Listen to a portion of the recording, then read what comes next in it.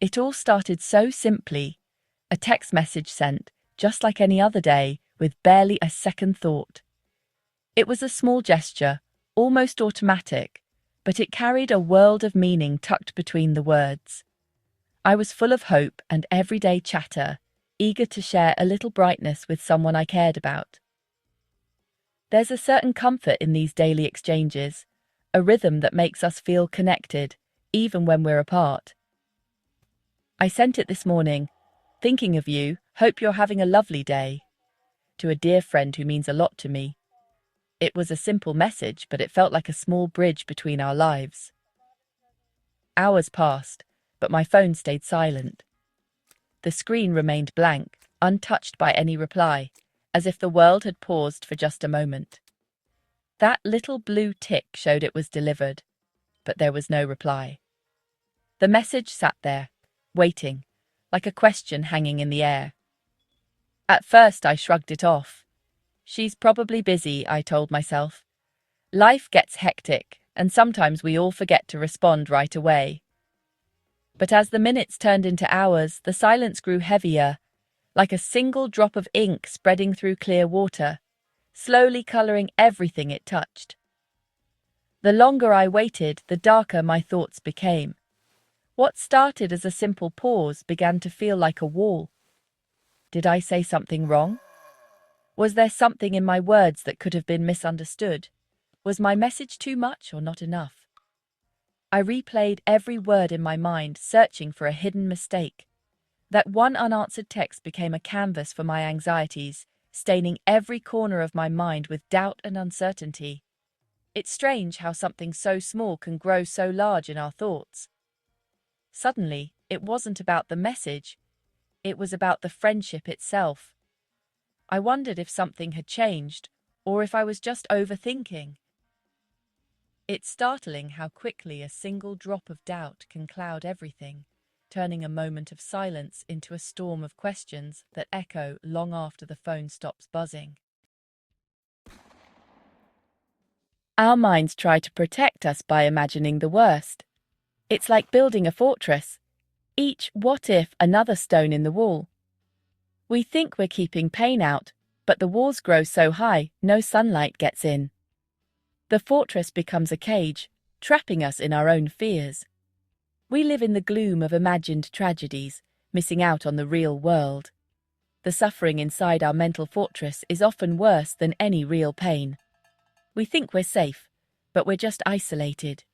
True safety comes from stepping outside, not building higher walls. How does a small worry become overwhelming? It starts as a whisper. Maybe she's upset with me. My mind grabs it, amplifies it, and soon it echoes everywhere. One quiet thought bounces around, growing louder and more distorted. Soon, it's not just she's upset, but everyone is upset with me. The echo chamber drowns out reason, leaving only the roar of fear. Rational voices, like she's probably just busy, can't compete.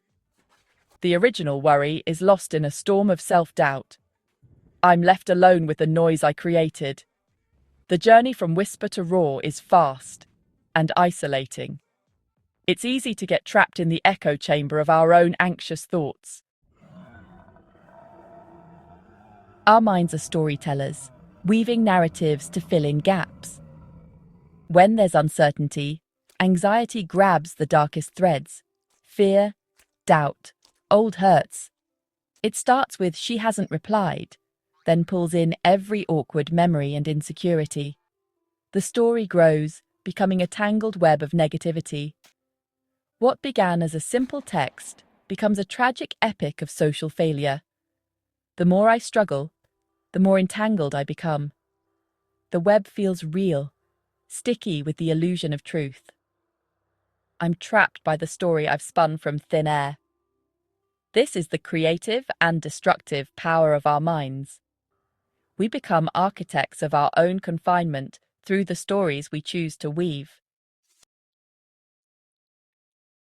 Lost in the storm of worry, how do I find calm? When my thoughts swirl and anxiety builds, it can feel impossible to find a moment of peace. The world outside rages, and inside my mind mirrors the chaos. But even in the wildest weather, there is a way to steady myself, by dropping an anchor in the present. I remind myself that I have the power to pause, to ground myself, even when everything feels overwhelming. The mind races, but the body is always here, now.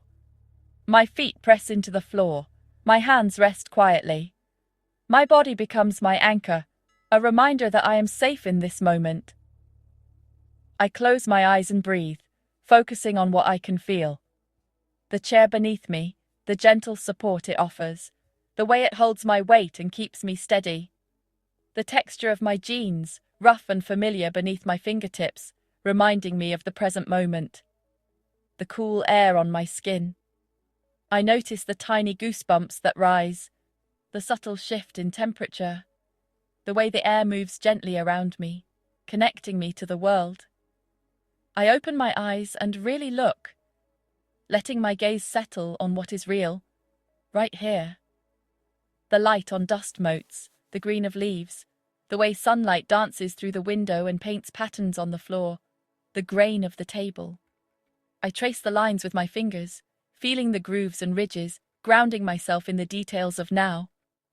I listen. The hum of my laptop, a bird outside, my own breathing. I taste water, cool and refreshing, and smell coffee brewing, rich and comforting. Each sense brings me back to this moment, reminding me that I am here. Each sense is a rope tying me to the present.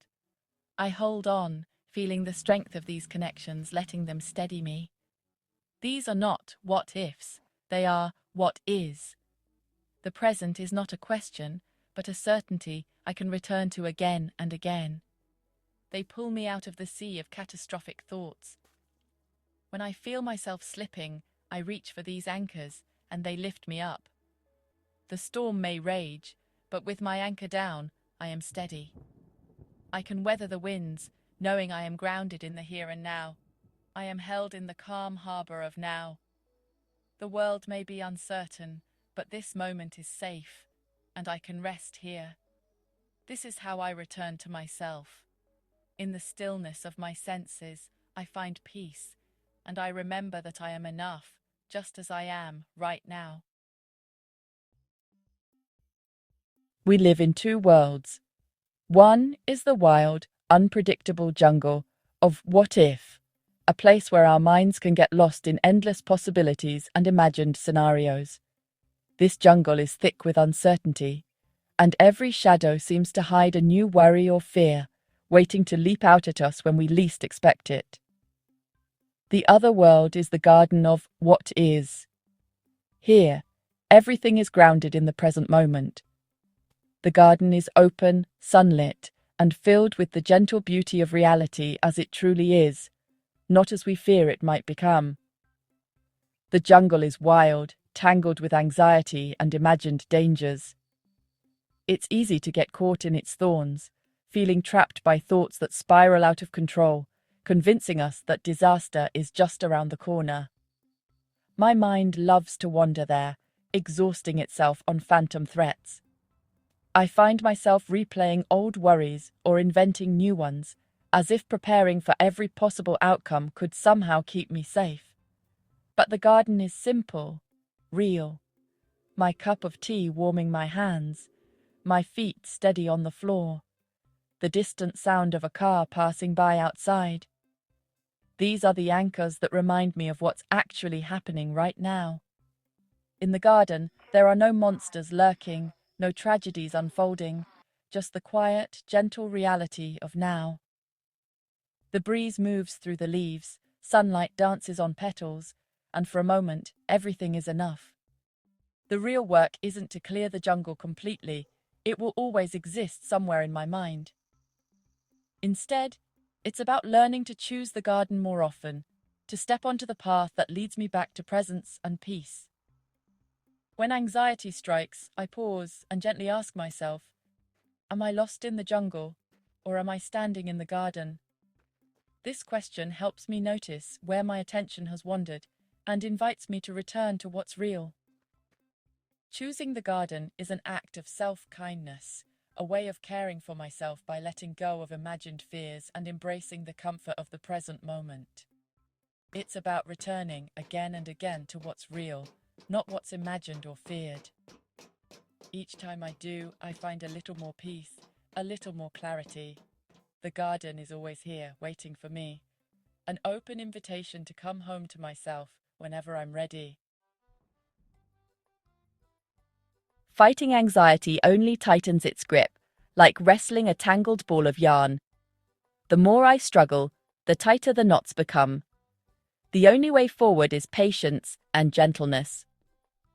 I sit with the tangle, looking for a loose thread, a small, manageable thought. I hold it gently, tracing its path without judgment. By acknowledging what I feel, I create space.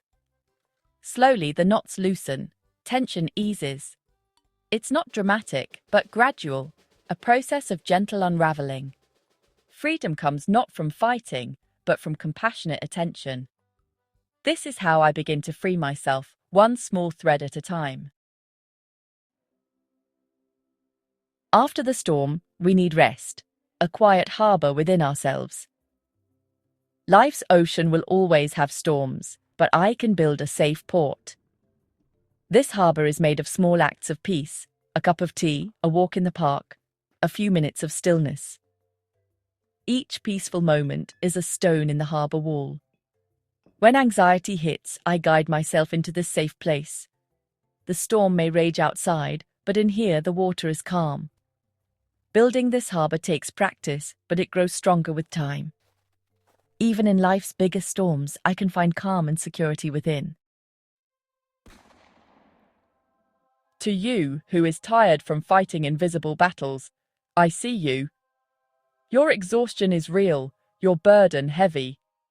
May you find release and the courage to be kind to your own mind.